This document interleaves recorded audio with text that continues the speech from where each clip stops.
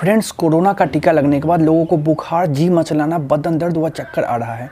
विशेषज्ञ इन लक्षणों को कोरोना के विरुद्ध शरीर में बनने वाली एंटीबॉडी के लिहाज से बहुत बढ़िया मान रहे हैं। विशेषज्ञों का कहना है कि टीका लगने के बाद बुखार चढ़ने का मतलब शरीर को कोरोना संक्रमण से बचाने के लिए टीका बेहतरीन काम कर रहा है, जो टीका के प्रभावकारी होने की तरफ इशारा करता है। अगर टीका लगने के बाद आपको भी इस तरह के लक्षण नजर आते हैं तो इससे बिल्कुल भी नहीं घबराएं, बल्कि इसे टीका के काम करने के शुरुआती लक्षण मानें। अब बहुत सारे लोगों के दिमाग में एक सवाल आता है कि वैक्सीन कैसे काम करता है और इससे आपको क्या क्या लाभ है। तो बस इतना ही जान लीजिए कि कोविड-19 के खिलाफ जंग में वैक्सीन एक सुरक्षा कवच है। वैक्सीन के दो फायदे हैं, एक तो आपको कोविड-19 के संक्रमण से बचाती है और दूसरा ये इस वैश्विक महामारी को फैलने से भी रोकता है। हाँ, पर कुछ बातें हैं जिसका आपको कोविड वैक्सीन लगवाने से पहले ध्यान रखने की ज़रूरत है। अब बहुत सारे लोगों को दिमाग में ये सवाल आता है कि वैक्सीन लगवाने से पहले क्या करें। तो जिस दिन भी आपको वैक्सीन लगवाना हो उस दिन भोजन थोड़ा जल्दी करें और वैक्सीनेशन से पहले भरपूर आराम करें, एकदम रिलैक्स रहें। अपनी वैक्सीन की तारीख से पहले वाली रात भरपूर नींद लें, इससे आपकी इम्यूनिटी पूरी तरह से काम करने में सक्षम होगी। अगर आपका अपॉइंटमेंट भोजन के समय यानी दोपहर का है तो भोजन समय से पहले कर लें और भरपूर पानी पिए। ढीले कपड़े पहने। वैक्सीनेशन कंधे पर मौजूद बड़ी मसल पर लगाई जाती है। ढीले कपड़े पहनने से वैक्सीनेटर आसानी से आपकी बाह पर वैक्सीन लगा सकेगा। संभव हो तो छोटी बाह की शर्ट पहन ले। क्या ना करें।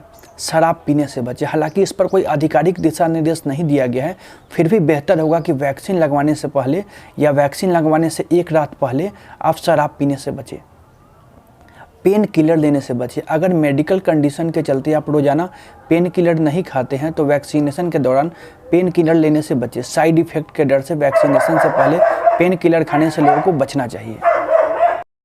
कोविड वैक्सीन लगने के बाद क्या क्या साइड इफेक्ट हो सकता है। जब तक आपको वैक्सीन की दूसरी डोज नहीं लग जाती, आपको कोविड-19 से पूरी तरह से सुरक्षित नहीं माना जा सकता है। दूसरी डोज आमतौर पर 28 दिनों के बाद दी जाती है। इस बारे में अधिक जानकारी के लिए आपको अपने वैक्सीनेटर से बात करनी होगी। वैक्सीन लगने के बाद आपको कुछ साइड इफेक्ट भी देखने को मिल सकते हैं, हालांकि इससे घबराने की कोई बात नहीं है। इंजेक्शन लगने वाली जगह पर दर्द, इंजेक्शन लगने वाली बाह पर सूजन, ठंड लगना, बुखार, सिर, लेकिन ये समस्या कुछ ही दिनों में ख़त्म हो जाती है। हालांकि अगर साइड इफ़ेक्ट ज़्यादा दिन तक बने रहते हैं या सीरियस हो जाते हैं तो इस केस में आप अपने चिकित्सक से संपर्क कर सकते हैं। वैक्सीन लगाने से पहले कुछ खास बात है जिसको आप ध्यान रखें।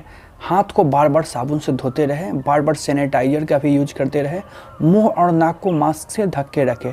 वैक्सीन लगने तक अपनी और दूसरे के बीच 6 फीट की दूरी रखें।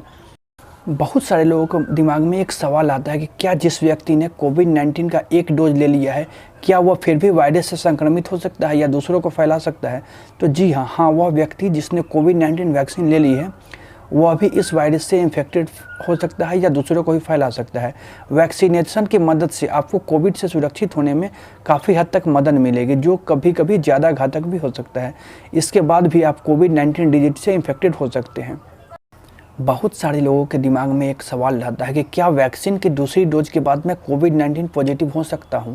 तो इसका जवाब है कि जी हाँ, बिल्कुल। कोविड-19 वैक्सीन लगने के बाद भी आप इस वायरस से ग्रस्त हो सकते हैं, क्योंकि यह 100% इफेक्टिव नहीं है। कोविड-19 वैक्सीन इमीडिएट प्रोटेक्शन ऑफर नहीं करती है और न ही इस डिजीज से बचाती है। यह वैक्सीन हॉस्पिटलाइजेशन और वायरस के इफेक्ट को फैलने से बचाने में मदद करती है, क्योंकि कोविड-19 वैक्सीन की फुल वैक्सीनेशन होने के बाद भी आप इस वायरस से ग्रस्त हो सकते हैं।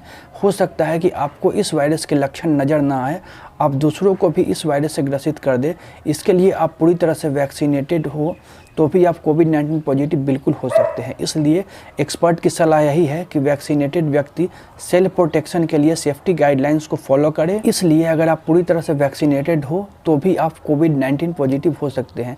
इसलिए एक्सपर्ट यही सलाह देते हैं कि वैक्सीनेटेड व्यक्ति सेल्फ प्रोटेक्शन के लिए सेफ्टी गाइडलाइंस को फॉलो करें और दूसरों को इस वायरस से इन्फेक्टेड होने से बचाएं।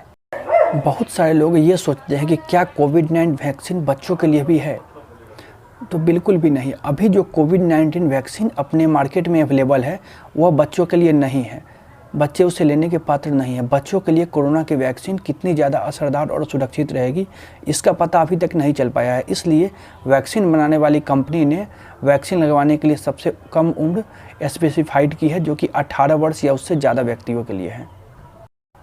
अब एक सवाल ये भी आता है कि कोरोना की दोनों वैक्सीन लगने के बीच का समय कितना होना चाहिए। अभी इंडिया में कोविशील्ड और कोवैक्सीन को मंजूरी दी गई है। दोनों वैक्सीन के बीच का समय कितना होगा यह वैक्सीन पर डिपेंड करेगा। ताज़ा रिपोर्ट के अनुसार यह पाया गया है कि पहले वैक्सीन और दूसरे वैक्सीन के डोज के बीच 28 दिनों के बीच का अंतर होना चाहिए, यानी 28 दिनों के बाद आप दूसरी वैक्सीन की डोज लगवा सकते हैं। लेकिन ध्यान रखने बात यह है कि कोविशील्ड और कोवैक्सीन दोनों को आपस में इंटरचेंज ना किया जाए। इसका मतलब यह है कि आपने अगर पहली खुराक कोविशील्ड के लिए है तो दूसरी भी आप कोविशील्ड के ही ले, और पहली अगर कोवैक्सीन के लिए है तो दूसरा भी कोवैक्सीन के ही ली, तभी यह ज़्यादा इफेक्टिव होगी। तो फ्रेंड्स, वीडियो अगर हेल्पफुल लगा हो तो वीडियो को लाइक कर दे एंड अपने दोस्तों के साथ शेयर कर दे, जिससे ये जानकारी उन तक भी पहुंच पाए। और हाँ, अपनी बारी आने पर वैक्सीन जरूर लगवाएं। वैक्सीन पूरी तरह से सुरक्षित है। अपने देश के डॉक्टर्स पर भरोसा करें और अपनी बारी आने पर वैक्सीन लगवाएं।